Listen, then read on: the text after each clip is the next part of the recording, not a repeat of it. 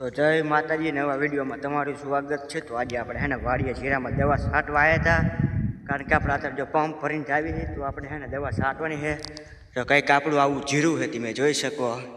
આવું આપણે જીરું આ દવાનો રાઉન્ડ આપણે ચાલુ છે મારવાનો, કારણ કે આપણે દવા છાંટવું પડશે, નકર જીરામાં હુકારો પાછો આવી જાય, એટલે કે નકરું ટ્રેક્ટર ન આપણું ભાઈને દવાએ છાંટવી પડે। એટલે આવું કંઈક આપણે જીરું છે તમને બતા જીરું આપણે ઠેઠોલા આપણે જવાનું છે છાંટવા, કારણ કે આપણે જીરાનો રાઉન્ડ મારવો પડે, એમાં ન હાલ દવામાં, કારણ કે આપણે દવા અત્યારે મોંઘી લાવ્યા છે, 7000ની દવા આવી, એટલે રાઉન્ડ તો આપણે મારવો પડે જીરામાં, એમાં તો કંઈ હાલે નહીં દવા છાંટ્યા વગેરે। તો હું તમને હે ને હમણાં બતાડું ઓલા આપણે જીરું દવા છાંટવી કે આવું આપણા ખેતરમાં જીરું છે, અને આપણે જો પંપની નરી હાથમાં લઈ લીધી તમે જોઈ શકો છો। હવે આપણા ધોરિયા સડી જવાનું, એટલે જીરાના બહુ નુકસાન ન આવે એ ટાઈપ, તમે ખાલી જીરું જોવો, આપણા ખેતરનું જીરું જોવો ને રોડ કરશે જીરું હો। જો આ ગાડી જાય તો જો તમને બતાડું, અહીંયા ગાડી જાય ને યાદ આપણા પડખે જીરું છે, તો કંઈક આપણે ખેતરમાં આવું જીરાનો નજારો જોવા મળે।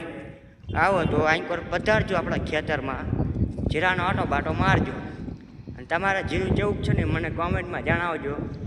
કેવું જીરું છે। આપણે જીરામાં જો દાણા બાઈ જાય, થોડુંક ઓલું કરવું, ઝૂમ કરવું, જો આપણે જીરામાં દાણા બહી ગયા તમે જોઈ શકો, કારણ કે દવા 7,000ની ને 8,000ની એવી આવે, પછી તો જીરામાં જીરું તો બેવું જ પડે ને, કારણ કે આપણે જેટલી મોંઘી દવા છાંટવી એ તો ખેડૂત જ જાણે હોય, એટલી દવા મોંઘી છાંટવી, બાકી બીજા ન જાણે, ખેડૂતને ખબર જ છે કે દવા જેટલી મોંઘી આવે નહીં,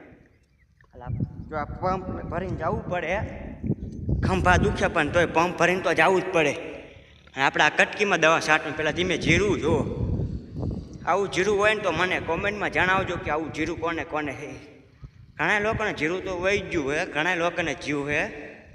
કારણ કે જે આપણે જો તે જીરું જીવ નથી, રાવું બહુ એવું કંઈ પડ્યું નથી, એટલે આપણે એટલે કટકીમાં જો મારા પપ્પા દવા છાંટે તમે